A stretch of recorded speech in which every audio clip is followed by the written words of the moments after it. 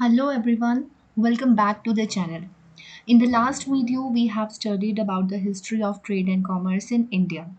And in this video, we will continue with the remaining topics.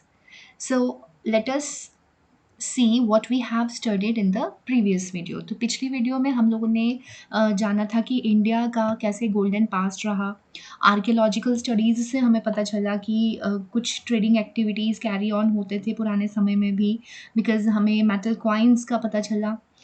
Silk route और spice route जो था वो काफ़ी प्रोमिनेंट था उस समय पर, और वो ट्रेडिंग पर्पसेस के लिए इस्तेमाल होता था।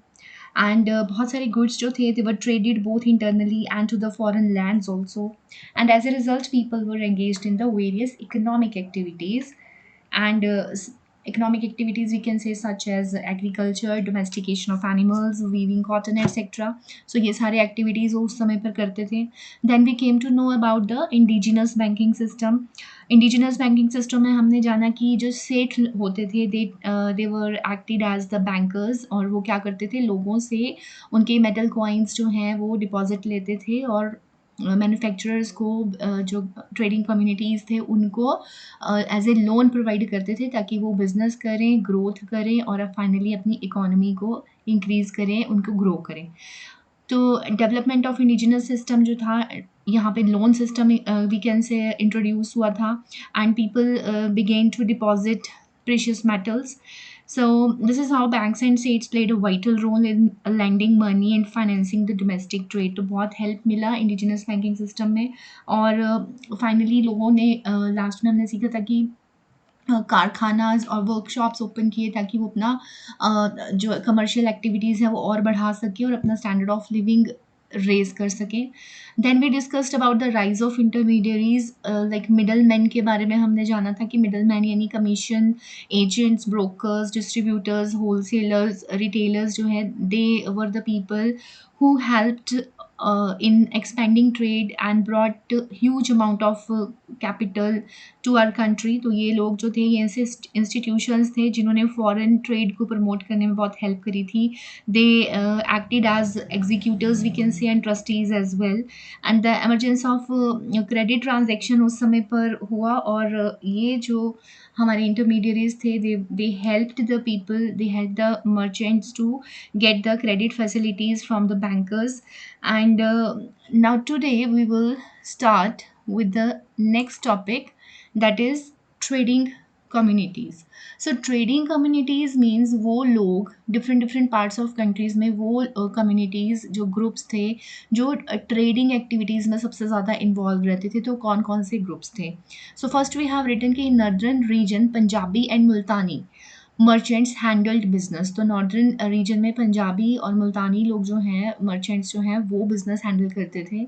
इन western India we have seen that Mahajans community जो थी वो ट्रेड मैनेज करते थे। साउथ में चेतियार्स were important traders, and in the states of Gujarat and Rajasthan, Bhatts managed the trade. तो ये कुछ ट्रेडिंग कम्युनिटीज़ थी उस समय पर जो ट्रेडिंग एक्टिविटीज़ या कमर्शियल एक्टिविटीज़ को कैरी आउट करते थे। Now we will study about the important topic of this chapter, merchant corporations. So merchant corporations कौन होते हैं? These corporations were formed to protect the interest of the traders. So interest of the traders मतलब ये कुछ ऐसे corporations थे, ये businessmen लोगों में से ही कुछ ऐसे heads या leaders आप बोल सकते हैं, या head बन जाते थे जो अपने merchant community के लोगों के इंटरेस्ट यानी उनके बारे में या उनके फ़ायदे के बारे में सोचते थे, और ऐसा ध्यान रखते थे कि किसी को भी जो है वो किसी तरह का प्रेशर या किसी तरह का नुकसान नहीं होना चाहिए। तो सभी मर्चेंट कम्युनिटी को प्रोटेक्ट करने का काम करते थे, उनके इंटरेस्ट का ख्याल रखते थे। So they form their own rules and regulations, वो अपने रूल्स एंड रेगुलेशंस बनाते थे, and they were the one, ये मर्चेंट कॉर्पोरेशंस के जो लीडर्स होते थे, ये ही उस समय किंग्स का जैसे कि शासन था, किंग्स की गवर्नमेंट चलती थी, तो ये लोग होते थे जो किंग्स के पास जाते थे और अपने रूल्स एंड रेगुलेशंस सेट करते थे, अपने कोड ऑफ कंडक्ट, अपने काम करने के तरीके सेट करते थे। Even which even kings were suppose to accept and respect, जो माना जाता था कि किंग्स को भी वो एक्सेप्ट करने पड़ते थे और रेस्पेक्ट करने पड़ते थे, ये क्योंकि ये पूरे उनके राज्य में सभी पर ये rules and regulations, code of conduct जो है वो अप्लाई होते थे। तो किंग्स को भी उन्हें फॉलो करना पड़ता था और किंग्स उन्हें मना नहीं कर सकते थे, बिकॉज किंग्स को जो या किंगडम में जो मनी जनरेट होने वाला था या जो जो भी संपत्ति जनरेट होती थी वो मोस्टली ट्रेडर्स की हेल्प से या बिजनेसमैन लोगों की तरफ से ही आती थी, बिकॉज टैक्सेस पे करते थे, तो इसलिए किंग्स भी इन्हें मना नहीं कर पाते थे। So next is trade and industry. Taxes were also a major source of revenue of the kingdom, as I have already said कि trade और industry या जो merchant communities हैं, they were the one who paid the major revenue to the kingdom. So traders had to pay octroi duties that were levied on most of the imported articles at varying rates. तो उस समय octroi duties पे करने पड़ते थे mostly imported articles के ऊपर, और डिफरेंट डिफरेंट रेट्स होते थे उस समय के हिसाब से। Tariffs varied from province to province, ये भी काइंड ऑफ टैक्सेस है जो पे करने पड़ते थे, खर्चे प्रोविंस टू प्रोविंस, अलग अलग राज्यों में अलग अलग रेट्स पे ये चलते थे। The ferry tax was another source of income generation. तो फेरी टैक्स आप बोल सकते हो कि फेरीज एक जगह से दूसरी जगह पैसेंजर्स को ले जाने के लिए, गुड्स को ले जाने के लिए जो कार्ट्स और कैटल और कार्ट्स का यूज़ होता था, तो उनके भी टैक्सेस लगाए जाते थे उन पर भी, and it had to be paid for passengers, goods, cattle, carts. The right to receive the labour tax was usually transfer to the local bodies. तो जो लेबर है उनके ऊपर भी टैक्सेस होते थे और वो वहाँ के लोकल बॉडीज़ ही वो कलेक्ट करते थे। The federation chief dealt directly with the king, और इन महाजन्स का जो हेड होता था जिसको कि हम बोल सकते हैं गिल्ड, एंड गिल्ड जो होते थे they were the head of the mahajans, वो ही मेजरली जो है वो किंग के साथ डील करते थे और टैक्स कलेक्टर का काम करते थे, and settled the market toll on behalf of its fellow merchants at a fixed sum of money, और अपने जो मर्चेंट्स, फेलो मर्चेंट्स होते थे उनके बिहाफ पे सब चीज़ें सेटल करते थे। So the guild merchants also acted as a custodian of religious interest. तो ये जो गिल्ड होते थे ये कुछ सोशल एक्टिविटीज़ में भी इन्वॉल्व रहते थे, ये अपने रिलीजियस, अपने धर्म के प्रति बहुत जागरूक थे, तो वो रिलीजियस इंटरेस्ट को भी प्रोटेक्ट करते थे। ये अपनी ही कम्युनिटी के लोगों से, अपने मर्चेंट्स से टैक्स कलेक्ट करते थे कि भाई हमें कुछ रिलीजियस या कुछ टेम्पल्स बिल्ड करने हैं, या रिलीजियस जो भी एक्टिविटीज़ हो रही हैं उसमें वो डोनेट करते थे, चैरिटी करते थे। So they undertook the task of building temples and made donations by levying a corporate tax on their members. तो अपने ही मेंबर्स को वो टैक्सेस थोड़े लगाकर डोनेशंस करते थे। So the commercial activity this enables big merchants to gain power in the society. तो इस तरह से हमारे जो मर्चेंट्स थे उस समय के, उनके पास काफ़ी पावर थी सोसाइटी में कमर्शियल एक्टिविटीज़ को कैरी ऑन करने के लिए। नाउ उस समय कुछ मेजर ट्रेडिंग सेंटर्स हैं जो बहुत लीडिंग रोल प्ले किए हैं, सबसे ज़्यादा वहाँ ट्रेड होता रहा है। तो यहाँ पे कुछ मेजर ट्रेडिंग सेंटर्स हैं जिनकी अब हम बात करेंगे। So now first one is the Pataliputra. Pataliputra आज के समय पर हम इसे पटना के नाम से जानते हैं, it is known as Patna today.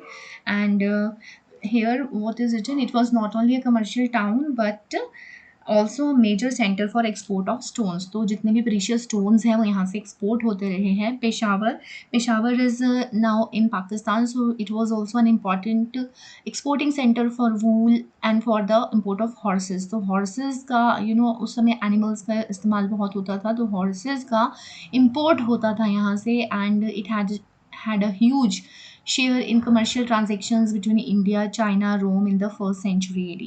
Next one is Takshila.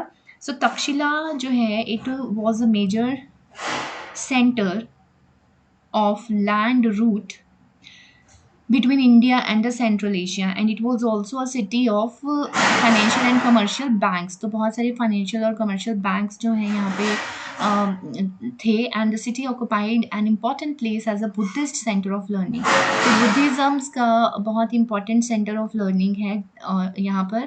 तो ये एक major city था उस समय। The famous Takshashila university flourished here। तो यहाँ पे तक्षशिला यूनिवर्सिटी आपने सुना ही होगा, वो यहीं पर flourish हुई थी। Indraprasth, it was the commercial junction on the Royal Road where most routes leading to the east, west, south, north come together. Next one is Mathura. Indraprastha, I would like to add that आज की date में आप उसे दिल्ली के नाम से जानते हैं, तो उस समय इंद्रप्रस्थ बोला जाता था। Now again come to the Mathura. So it was the centre of trade and people here live depends on commerce. तो यहाँ के लोग जो हैं वो मोस्टली ट्रेडिंग करते थे और अपनी कमर्शियल एक्टिविटीज़ पर ही डिपेंड थे, और बहुत सारे रूट्स जो हैं from south India touched Mathura and Broach. So ये बहुत ही मेजर प्लेसेस रहे हैं। Next one is Varanasi. Varanasi जो है it grew as a major centre of textile industry. तो वाराणसी की टेक्सटाइल इंडस्ट्री जो है वो बहुत फेमस रही है, and it has become famous for beautiful gold silk cloth and sandalwood workmanship. It had linked with Takshila and Bharuch. Mithila. The trade of Mithila crossed the seas by boats through the Bay of Bengal to the South China East and traded at ports on the islands of Java, Sumatra, Borneo. तो ये मिथिला जो है ये बहुत सारे सी root को connect कर रहा था through the bay of Bengal to the south China etcetera. Next is Ujjain. Clothes were exported from Ujjain to different centres. तो यहाँ से क्लॉथ्स जो है वो एक्सपोर्ट किए जाते थे to the different different centres, and it also had trade relations through the land route with Takshila and Peshawar. Next is Surat. Surat was the center of western trade during the Mughal period. And the textile of Surat were famous for their gold borders, जिसको कि जरी work भी बोलते हैं. And it is noteworthy that Surat हुंडी was honoured in far of markets for Egypt and Iran. तो उस समय सूरत की जो हुंडीज़ थे वो इजिप्ट और ईरान तक जो है ऑनर किए जाते थे. ऑनर मीन्स एप्लीकेबल थे, वैल्यूएबल थे, और इनकी जो है यूसेज था उस समय. Kanchi, today known as Kanchipuram. तो कांची को आज की डेट में हम कांचीपुरम के नाम से जानते हैं. It was here that the Chinese used to come in foreign ships to purchase pearls, glass and rare stones, and in return they sold goods and gold and silk. So यहाँ पे क्या ट्रेडिंग रहता था कि Chinese जो है वो foreign ships में यहाँ पर आते थे टू परचेज पर्ल्स खरीद लेने के लिए, ग्लास या रेयर स्टोन्स की तलाश में यहाँ आए, एंड इन रिटर्न उन्होंने गोल्ड और सिल्क को यहाँ पे सेल आउट किया. Next is Madura. मदुरा आज की डेट में हम मदुरई के नाम से भी जानते हैं. It was the capital of Pandyas and they control the pearl fisheries. तो पर्ल्स और fisheries of the gulf of Mannar, and it attracted foreign merchants. तो इन्होंने फॉरेन मर्चेंट्स को बहुत अट्रैक्ट किया है, पर्टिकुलरली रोमन्स यहाँ पर आए हैं for carrying out the overseas trade. Next is Bharuch. Bharuch is also the major and the greatest, it hold the greatest seat of commerce in Western India. एक बहुत ही important place रहा है उस समय का, and it was situated on the banks of river Narmada and was linked with all important marts by roadways. So these were some of the important trading places. Now, two more important places are left. So, next one is Kaveri Patta, also known as Kaveri Patnam, and it was scientific in its construction as a city. So, Kaveri Patnam के बारे में कहा जाता है कि ये scientific थी बहुत. इसकी जो कंस्ट्रक्शन वर्क था एज अ सिटी वो बहुत ही साइंटिफिकली ये कंस्ट्रक्टेड थी, and providing loading and unloading and storage facilities of merchandise. मतलब जितनी भी आपको वेयर हाउसेज़ की उस समय ज़रूरत रही है, लोडिंग अनलोडिंग की फैसिलिटीज़ की ज़रूरत रही है, Kaveri Pattanam was the place जहाँ पर ईजिली ये फैसिलिटीज़ अवेलेबल थे. So foreign traders had their headquarters in this city. तो फॉरेन ट्रेडर्स ने यहाँ पर अपने हेडक्वार्टर्स सेटअप किए हुए थे, and it was a convenient place for trade with Malaysia, Indonesia, China and the far East. तो यहाँ पे ये एक बहुत ही कन्वीनियंट प्लेस था ट्रेडिंग के लिए for Malaysia, Indonesia, China and Far East. It was the center of trade for perfumes, cosmetics, scents, silk, wool, cotton, corals, pearls, gold and precious stones, and also for shipbuilding. So बहुत सारे आप देख सकते हैं products जो हैं, बहुत सारे गुड्स जो हैं यहाँ से ट्रेड किए जाते थे. It was the major trade centre for these items. Next one is Tamralipti. It was one of the greatest port connected both by sea and by land. ये एक ऐसा प्लेस था जहाँ पर सी रूट और लैंड रूट दोनों ही connected थे with the west and the far east, and it was linked by road to Banaras and Takshashila.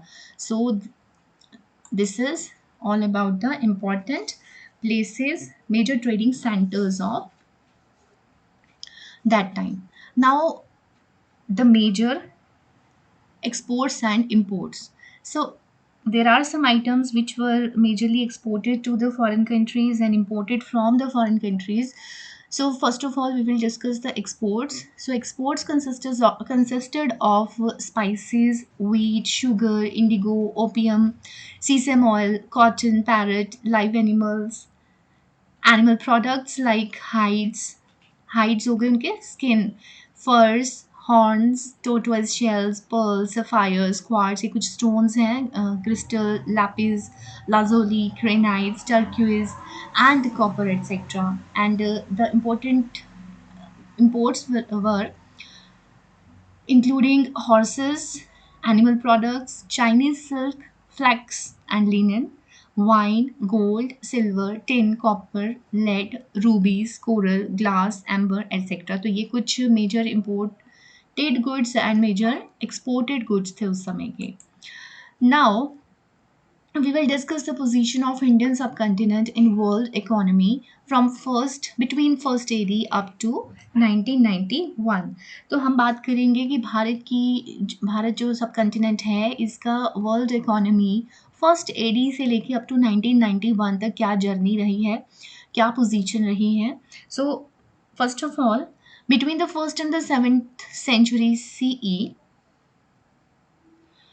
India is estimated to have the largest economy of the ancient and the medieval world. तो उस समय की ancient और medieval world की India जो था largest economy था, controlling about 1/3 and 1/4 of the world's wealth. तो ये उस समय की इतनी ज़्यादा वेल्थ, 1/3 और 1/4 पूरी दुनिया का वेल्थ जो था वो भारत में था. And the country was referred as its name was at that time स्वर्ण भूमि और स्वर्ण द्वीप नाम से हम जानते थे. In the writings of many travellers उन्होंने इस तरह से डिस्क्राइब किया है इंडिया को, स्वर्ण भूमि, स्वर्ण द्वीप. सच एज यहाँ पर कुछ मेजर लोग हुए हैं जो भारत आए और उन्होंने हमारी कंट्री के लिए, भारत के लिए इस तरह के वर्ड्स का इस्तेमाल किया. मेगस्थनीस हैं, फाहिन हैं, योंगस्तांग है एंड ऐसे मैनी मोर है जो हमारे देश में आए और उन्होंने हमारी कंट्री को एक्सप्लोर किया और जाना कि it was one of the richest country of the world. So they repeatedly refer to the prosperity of the country. तो ये लोग जितनी बार भी, जो लोग भी देश में हमारे आते थे, वो हमेशा सेम बात रिपीट करते थे, that our country is prosperous. The pre-colonial period in Indian history was an age of prosperity of Indian economy and made the Europeans embark great voyage of discovery. So उस समय Indian history में as we already discussing that it was the age of prosperity for Indian economy और बहुत सारे Europeans जो हैं वो अपनी voyage ऑफ डिस्कवरी करते हुए यहाँ आए हैं और हर बार उन्होंने यही जाना है that India was a prosperous country. So initially they came to plunder. शुरुआत में तो वो देश को लूटने आए थे, but soon they realise the rewards of trade in exchanging of gold and silver. लेकिन धीरे धीरे उन्होंने ये समझ लिया था कि यहाँ पे लूटपाट करने से बेहतर है कि यहाँ पर क्या किया जाए, बिजनेस किया जाए, गोल्ड एंड सिल्वर को एक्सचेंज किया जाए.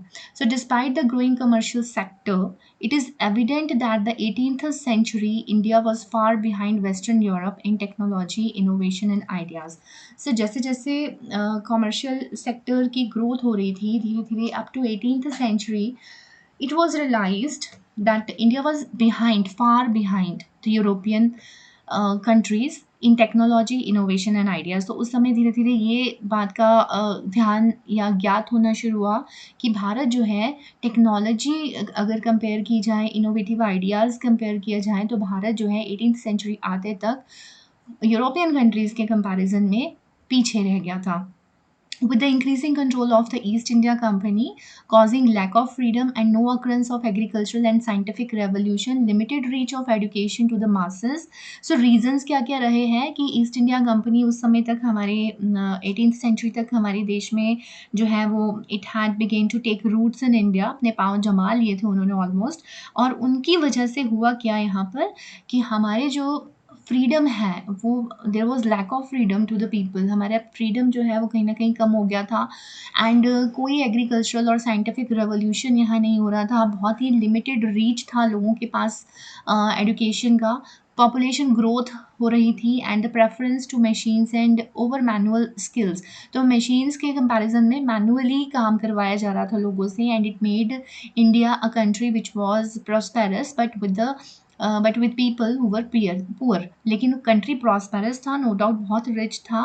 ईस्ट इंडिया कंपनी जो है हमारे कंट्री में आकर बहुत बेनिफिटेड थी, बट स्टिल पीपल, यहाँ के जो लोग थे, यहाँ के जो अपने लोग थे, वो पुअर थे।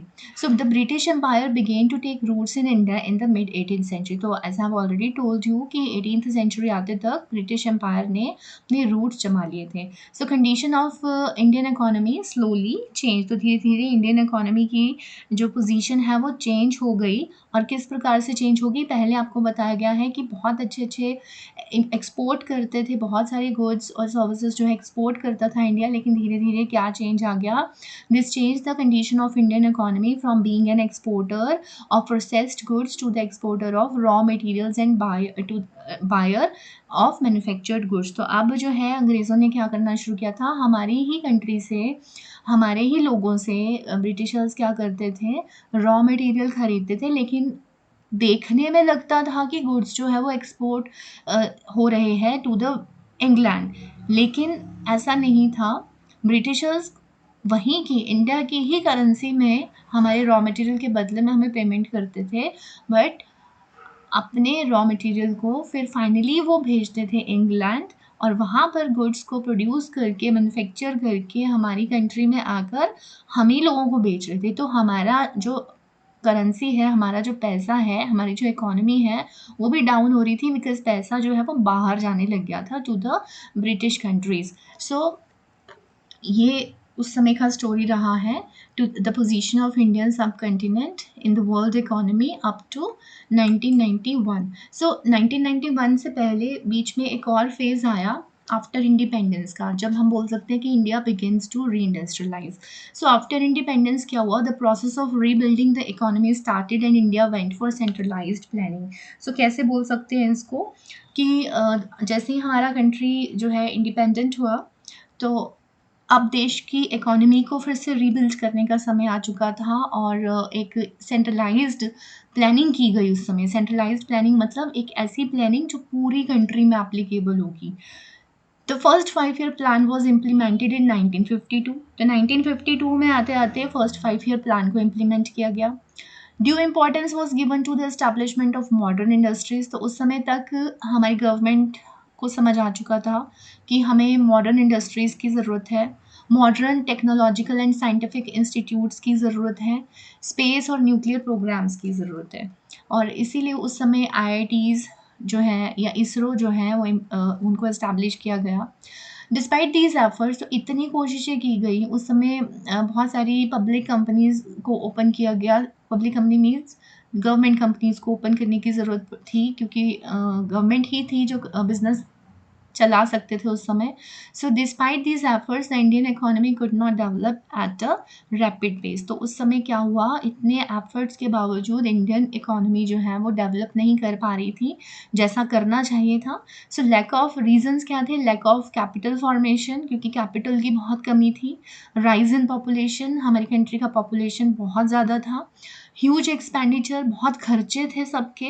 एंड ये खर्चे जो है वो किस तरह के कर दिए गए थे ऑन डिफेंस, क्योंकि उस समय नया नया इंडिया जो है इंडिपेंडेंट हुआ था, तो बहुत सारे जो है एक्सपेंडिचर डिफेंस के ऊपर किए जा रहे थे, बिकॉज उस समय दोबारा से फिर से किसी कंट्री का अटैक जो है वो इंडिया अफोर्ड नहीं कर सकता था। तो दैट्स वाई वो ह्यूज एक्सपेंडिचर कर रहा था डिफेंस पर।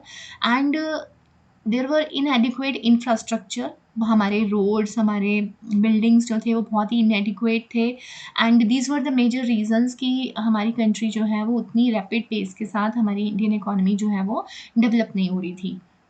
So as a result, India relied heavily on borrowings from foreign sources and finally agreed to economic liberalization in 1991.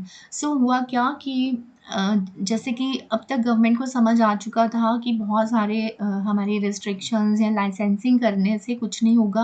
अपनी गवर्नमेंट कंपनीज़ पर बहुत सारे लाइसेंसेस लगाए गए थे एंड बहुत सारे रिस्ट्रिक्शंस थे कि इनको अब ख़त्म करने का समय आ चुका है। हम अपने आप अपनी कंपनीज़ या अपने देश को नहीं चला पाएँगे। So India relied heavily on the borrowings. तो इंडिया को अब बोरोइंग्स उधार लेना पड़ा है फॉरेन सोर्सेज़ से और उन्हें अपनी एक इकोनॉमिक पॉलिसी जो है वो रिन्यू करने का समय आ चुका था। 1991 में इकोनॉमिक पॉलिसी बनाई गई जिसमें एलपीजी लिबरलाइजेशन, प्राइवेटाइजेशन और ग्लोबलाइजेशन को लेकर आई हमारी ये पॉलिसी। और बहुत सारे जो रिस्ट्रिक्शंस थे, बहुत सारे जो लाइसेंसेस थे, ये सबको जो है वो रद्द कर दिया गया और आउटर या फॉरेन कंट्रीज़ को, फॉरेन कंपनीज़ को वेलकम किया गया इंडिया में कि वो आएँ और अपने बिज़नेस सेटअप करें। So the Indian economy is one of the fastest growing economies in the world today. तो ये सारे एफर्ट्स खासकर 1991 के बाद इंडिया जो है it has become one of the fastest growing economies in the world today and is preferred FDI destination. तो FDI destination इसको मिल चुका है। सो राइजिंग इनकम, अब लोगों के पास क्या है, राइजिंग इनकम हो गई है, सेविंग्स हैं, इन्वेस्टमेंट अपॉर्चुनिटीज़ बढ़ गए, इंक्रीज्ड डोमेस्टिक कंजम्पशन, लोगों की जो खुद की खर्चने की पावर थी, डोमेस्टिक कंजम्पशन मीन्स अब उनका स्टैंडर्ड ऑफ लिविंग बढ़ रहा था तो वो खर्चा करने को भी तैयार थे बिकॉज उनकी इनकम अच्छी थी। So younger population ensures growth for decades to come. और आज की जो हमारी जनरेशन है धीरे धीरे उन्हें ये यकीन हो गया था कि हमारा आने वाला जो फ्यूचर है, हमारा जो आने वाले डेकेड्स हैं वो डेफिनेटली ग्रोथ भरे होंगे, बहुत ही फ्यूचर हमारा ब्राइट होने वाला है। The high growth sectors have been identified which were likely to grow at a rapid pace world over, and the recent initiatives of the government of India। तो अब तक हमारे देश में जो कुछ गवर्नमेंट इनिशिएटिव्स या गवर्नमेंट प्रोग्राम्स जो हैं वो चलाए जा रहे हैं जिनकी वजह से हमारी इकोनॉमी बहुत ग्रो कर रही है, जिसमें कि कुछ गवर्नमेंट इनिशिएटिव्स हैं like make in India. Make in India के बारे में अगर हम कहें तो make in India is an initiative launched by the government of India on 25 सितंबर 2014 में। ये एक इनिशिएटिव लिया गया to encourage the national as well as multinational companies to manufacture their products in India. Means हमारे ही कंट्री में production होगी, फॉरेन कंट्रीज़ भी अगर कोई सेटअप लगाना चाहते हैं, कुछ गुड्स प्रोड्यूस करना चाहते हैं तो वो हमारे देश में आके करेंगे, बनाएंगे। पहले मैन्युफैक्चरिंग यहाँ होनी चाहिए, सिर्फ सेल नहीं करेंगे, मैन्युफैक्चरिंग भी करेंगे यहाँ आकर।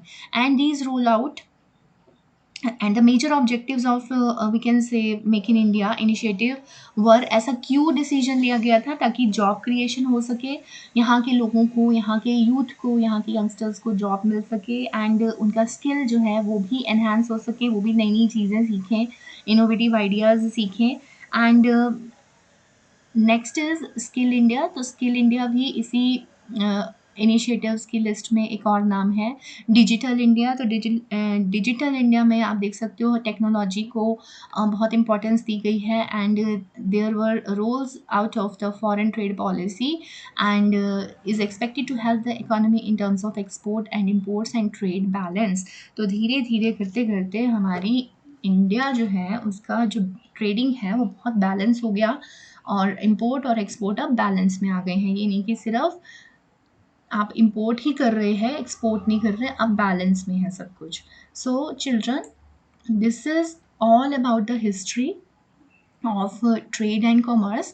So with this topic we have completed the first chapter of business studies class 11th.